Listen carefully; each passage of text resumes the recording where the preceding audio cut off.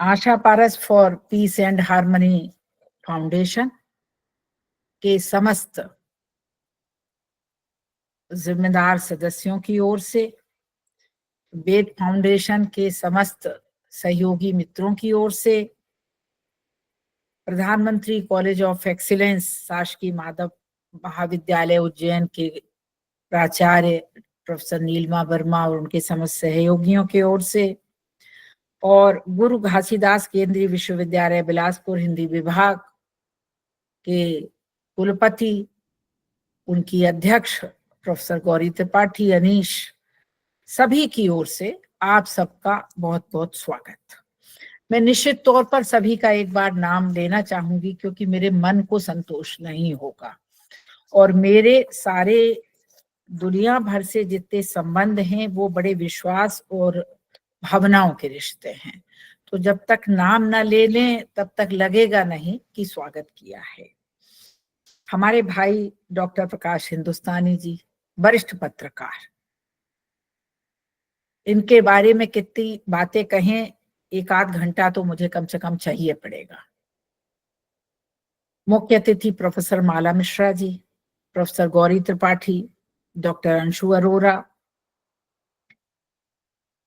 Doctor Shailesh Shukla ji, professor Surendra Pathak, doctor Bharti Shukla, doctor Sudhir Sharma, America से आज जुड़ी हैं डॉक्टर सुनीता खत्री, और हमारे सहयोगियों की तरफ से doctor Neelima Verma, doctor Ramshankar, professor Ravindra Kumar Shukla, doctor Anish Kumar और लव चापड़ीकर, और समस्त प्रतिभागी और बहुत ही सम्मान से जुड़ी हुई प्रोफेसर कुसुम कुमारी, शिव प्यारी जी और अन्य हमारे प्रतिभागी, जिनमें आज कुछ लोगों के पर्चे भी अगले सत्र में पढ़े जाने हैं।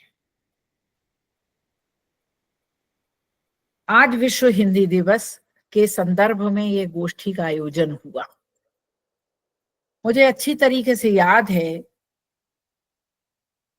सूरीनाम पारामारिबो में जो 7वां विश्व हिंदी सम्मेलन हुआ, जिसमें संयोग से मध्य प्रदेश के प्रतिनिधिमंडल में मुझे भी जाने का अवसर प्राप्त हुआ, उसमें जब हमेशा की तरह अंत में प्रस्तावनाएं और प्रस्ताव पारित किए जाते हैं, तो राष्ट्रभाषा प्रचार समिति के अध्यक्ष श्री मधुकर राव चौधरी, श्री अनंतराम त्रिपाठी और मध्य प्रदेश राष्ट्रभाषा प्रचार समिति के मंत्री संचालक श्री कैलाश चंद्र पंत और अन्य मित्रों के साथ मैं भी उस प्रस्ताव की उसमें बैठी थी। तो उसमें ये प्रस्ताव रखा गया कि विश्व हिंदी दिवस को मनाया जाना चाहिए जैसे अन्य दिवस मनाए जाते हैं, और 2006 में ये चीज पार हुई, और आज ही हमारी मित्र कुसुम त्रिपाठी ने अपने पिता श्री अनंतराम त्रिपाठी की पुण्यतिथि के संदर्भ में जो आज फेसबुक पे अपना भावुक आदर वक्तव्य लिखा है, उसमें इसका उन्होंने संदर्भ भी दिया है, जिक्र भी किया है। और मैं बहुत गौरवान्वित हूँ कि जब ये विश्व हिंदी दिवस के प्रस्ताव की परिकल्पना थी तो मैं भी पूरी भावना और जिम्मेदारी के नाते, हिंदी के एक सिपाही के नाते वहां उपस्थित थी। अगर विश्व हिंदी दिवस की बात करें तो कहीं ना कहीं हम पूरे विश्व मंच की बात करते हैं, हम अकेले एक दो जगह की बात नहीं करते। और मेरी पेंडेमिक के बाद ये धारणा बहुत गंभीरता से संपुष्ट हुई है कि अगर हमको वैश्विक मंच पर प्रस्तुत होना है तो हमें इस ऑनलाइन डिजिटल माध्यम का ही प्रयोग करना पड़ेगा, क्योंकि किन्हीं भी संस्थाओं के पास इतने संसाधन नहीं होते कि बार बार इस तरीके के कार्यक्रम को हम अपने देश में ही कर पाएं, और देश की समस्त संस्थाएं मिलके, चाहे दक्षिण की हों, उत्तर की हों, नॉर्थ ईस्ट की हों, सब मिलके एक मंच पे खड़े होके इस विषय पे बातचीत करें।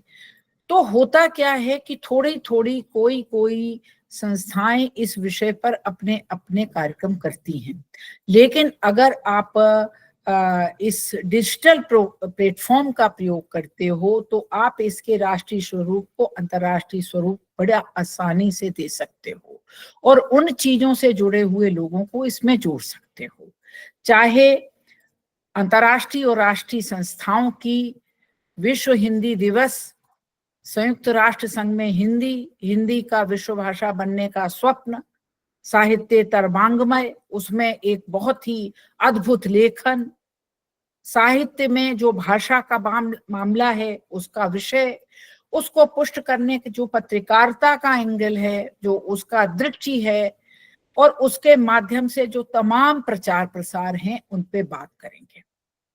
चूंकि विश्व हिंदी दिवस का विषय है इसलिए मैं सबसे पहले इसी विषय पे बात करने की कोशिश करी कि विश्व हिंदी दिवस को मनाने का और इसको साकार करने का स्वप्न जो अंतर्राष्ट्रीय फलक पर हमारे देश समेत, हमारे राष्ट्र समेत तमाम संस्थाएं, अनेकों विश्वविद्यालय, महाविद्यालय, उनके शिक्षक, हमारे शोधार्थी, विद्यार्थी, हमारे पत्रकारिता जगत के जिम्मेदार पत्रकार, चाहे वो प्रिंट मीडिया से जुड़े हों, चाहे वो अखबारों से जुड़े हुए हों, चाहे वो कहीं ना कहीं इलेक्ट्रॉनिक मीडिया से जुड़े हों, सोशल मीडिया से जुड़े हों, सब चाहते हैं कि विश्व मंच पर हिंदी स्थापित हो जाए।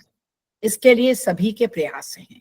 तो सभी के एकजुट प्रयासों को ताकत जो तमाम शासकीय और अशासकीय संस्थाएं हैं वो अपने स्तर पर करें, लेकिन उनको बड़े मंच पर प्रतिनिधित्व करने के लिए बार बार वैश्विक मंच पर डिजिटल माध्यम का उपयोग करना ही चाहिए ताकि हम अपनी बात को बहुत दूर तक पहुंचा सकें। जैसे आज ये कार्यक्रम है, ये कार्यक्रम यहाँ समाप्त नहीं होगा। ये कार्यक्रम यूट्यूब, फेसबुक, ट्विटर, इंस्टाग्राम, पता नहीं कितने माध्यम से हम आप नहीं रहेंगे, ये कार्यक्रम बना रहेगा, ये शेयर हो जाएगा लिंक्डइन पे, कहीं कहीं, और देश दुनिया में जो जिसको जिस विषय को पसंद करता है, जो जिसको चाहता है, सोचता है, वैचारिक दृष्टि से समान होते हैं, वो उस बात को जरूर पढ़ते हैं और धीरे धीरे एक विचार की यात्रा का विस्तार होता चला जाता है। तो विश्व हिंदी दिवस में मैं चूंकि हिंदी को विश्व भाषा बनाने की पक्षधर हूं और उसकी एक जन आंदोलनकारी सिपाही के तौर पे स्वयं को मानती हूं, इसलिए निरंतर ये प्रयास होता है कि इस प्रकार तमाम संस्थाएं एकजुट हों और इस दिशा में अपने समस्त दायित्वों को देखते हुए साहित्य पे कार्य करें, साहित्य तरवांगमय पे कार्य करें, लेकिन विश्व मंच पर संयुक्त राष्ट्र संघ की भाषा हिंदी बने, इसके लिए उनके ऊपर निरंतर उनके द्वारा प्रयास किए जाते रहने चाहिए। ये कार्यक्रम उसी पृष्ठभूमि में है और इसी कारण विश्वविद्यालय, महाविद्यालय, संस्थाएं इसमें जुड़ी हुई हैं।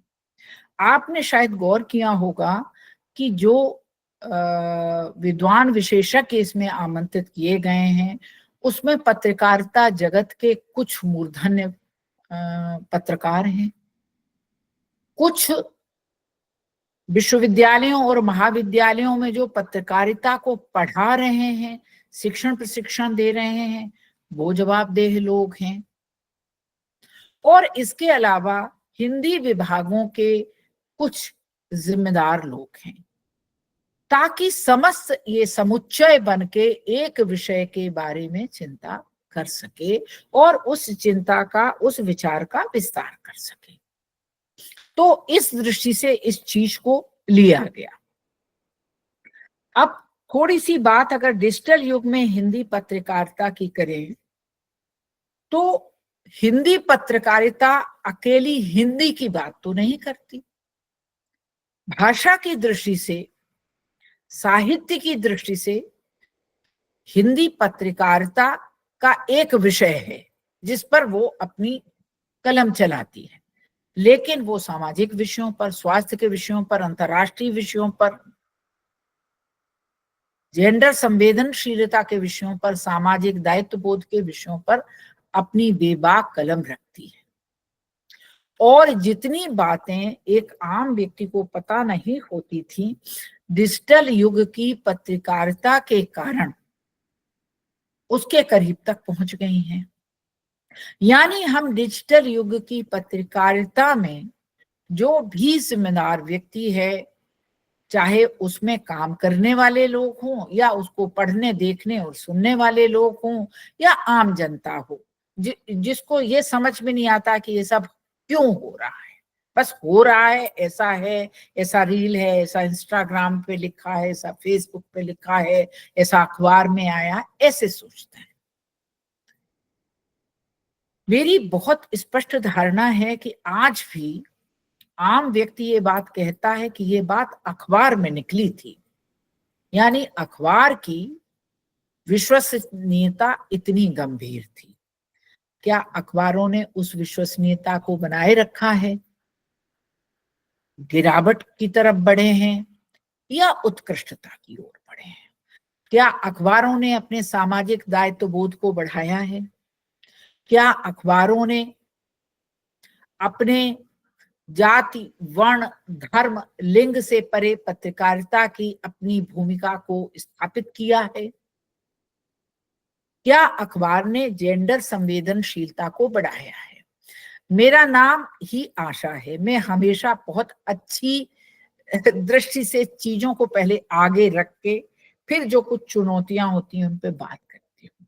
मैं कभी ये विस्मृत नहीं कर सकती कि स्वतंत्र भारत का प्रथम जेंडर मुद्दे पर लड़ा गया आंदोलन निर्भया के समय में मीडिया की प्रमुख भूमिका से शुरू हुआ था और मीडिया ने प्रमुखता से पूरे देश की समस्त मशीनरी को झकझोरा था।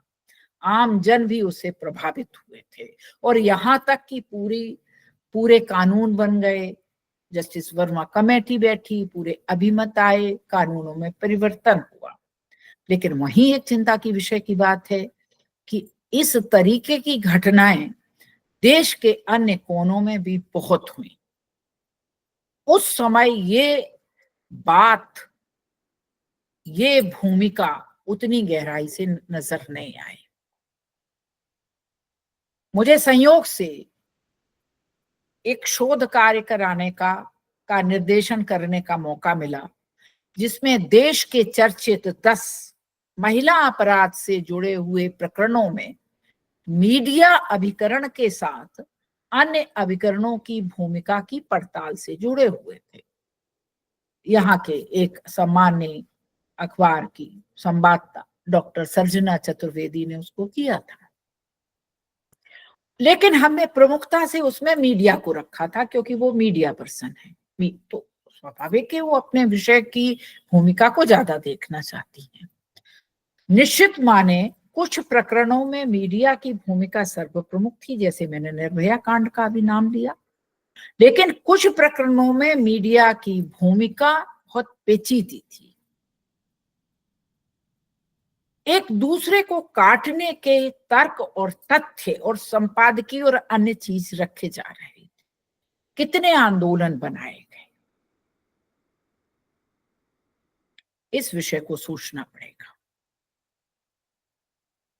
मीडिया को लेके जो आप सब ने निरंतर बात कही, आप तो प्रकाश भाई सबसे शुरुआती दौर के संस्थापक डिजिटल दुनिया के पत्रकार हैं और ये माला मिश्रा जी और अंशु अरोड़ा जी ये पढ़ाती हैं हिंदी पत्रकारिता को, रामशंकर पढ़ाते हैं, गौरी त्रिपाठी जी हिंदी विभाग का नेतृत्व कर रही हैं। आखिर क्या कारण है कि हमारे बेडरूम की तस्वीरें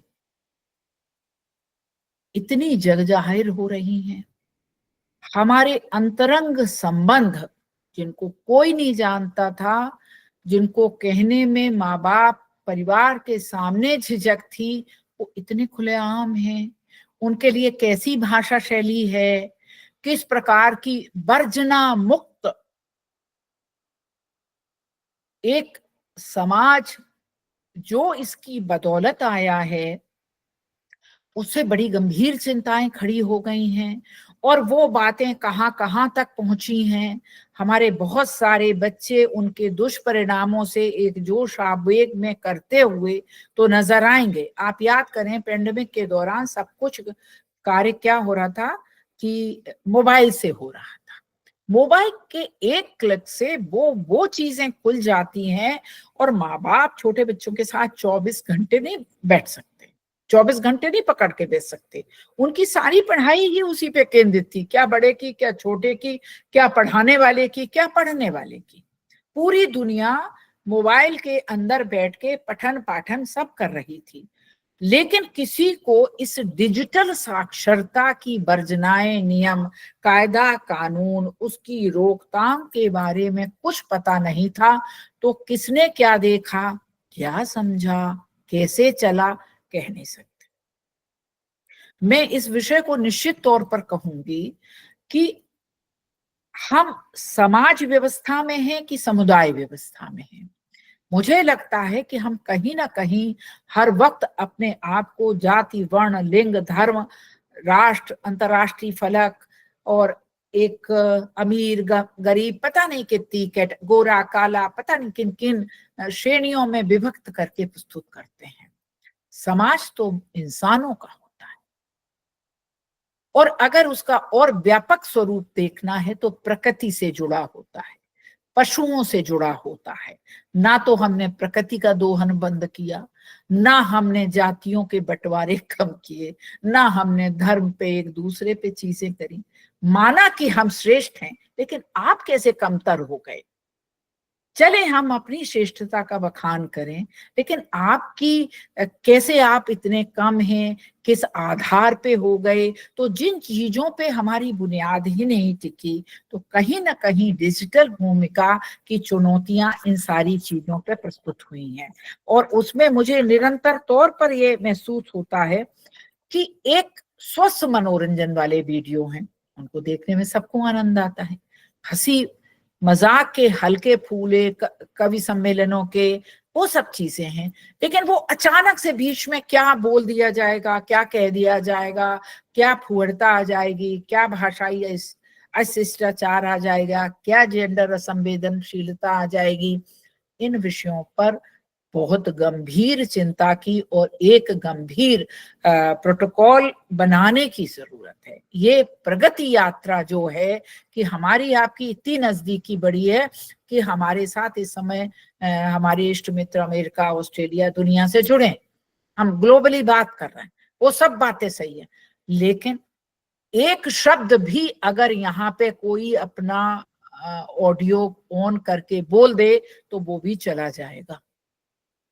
इसको रोकने के तरीके हैं, लेकिन इसका मीडिया तंत्र जो है, जितने विश्वविद्यालय हैं, विभाग हैं, और भी जो प्रोटोकॉल बनाने वाली संस्थाएं हैं, उनको इस विषय पर बात करने की बहुत जरूरत है कि कहीं ना कहीं ये सारी चीजें जो डिजिटल साक्षरता की कमी है और जिसमें बहुत मुश्किल होता है। दूसरी सबसे बड़ी बात है कि आप जो कह रहे हैं, अगर हम भरोसा ही नहीं करेंगे, कितना भी अविश्वास मिले, हमें जिंदगी और जीवन तो विश्वास से ही शुरू करना है कि अविश्वास से करेंगे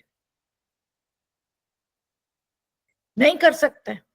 तो हम जब विश्वास के साथ कोई चीज शुरू करेंगे तो वो अविश्वास का पैरामीटर कहाँ होना चाहिए। आपको एक छोटा सा उदाहरण बताएं। हमारा निजी निजी मामला है, हमारा पूरा परिवार यात्रा पर जा रहा था कश्मीर। हमारा लगेज भी चला गया, सामान चला गया था, बोर्डिंग हो गई थी, बस हम क्यू में लगे थे और फ्लाइट के अंदर बैठने ही जा रहे थे कि सोशल मीडिया का इतना जबरदस्त असर है कि वहां पर बुरहान वानी की घटना हुआ और हमारे परिवार के लोगों पे आ गया कि ऐसे ये घटना हो गई और यहाँ पे स्थितियां बदल गई। और हम लोगों ने, मतलब तब तक एयरलाइंस को नहीं पता थी और हम लोगों को पता चल गया, हमने अपनी फ्लाइट को बोर्ड नहीं किया और हम वापस आ गए। हमारा लगेज घूमता हुआ एक एक दिन बाद शाम तक कभी भी घर में आया। तो ये देखिए कितनी तत्परता और एक पॉजिटिविटी थी। लेकिन अगर उसी तरीके का जो आजकल रोज सुनते हैं कि वो डिजिटल अरेस्ट कर लिया, तो कैसे बच्चों को भ्रमित कर दिया, तो बच्चों को ये कर दिया वो कर दिया, उसको कैसे करेंगे? ये सारी चिंताएं तो करनी पड़ेंगी। इतने खुले आम जेंडर असंवेदनशीलता से जुड़े हुए विषय कभी नहीं आए जो इस समय डिजिटल मीडिया के दौर में आते हैं। जरा सी आपसे चूक हो जाए, मतलब आप सोचिए कैसे कैसे सीन्स आने लगते हैं।